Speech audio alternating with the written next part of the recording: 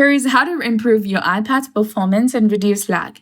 So first, a simple restart can often resolve issues caused by temporary files, RAM overload, or minor software glitches. Unlike some devices, iPads and iPhones don't have user-accessible cache clearing function, so restarting is your primary tool for clearing temporary data. Beyond a restart, several settings can impact speed. Ensure that the low power mode is disabled.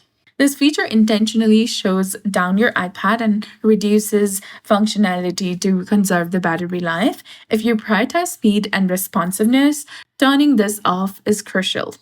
Next, check your background app refresh settings. Go to General, then scroll down, select Background App Refresh, and this feature allows apps to update and run in the background, consuming processing power and RAM that could otherwise be used by your active application.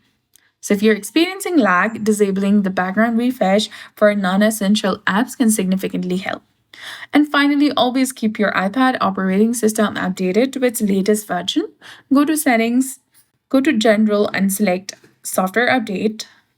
And if there is any new update available, go ahead and select Update Now to update your iPad to its latest version. And while adjusting brightness does not directly affect processing speed, optimizing other settings can contribute to a smoother overall experience. So that's it. I hope you found this video helpful. If you did, please like, share, and subscribe. Thanks for watching. We'll see you again in the next one.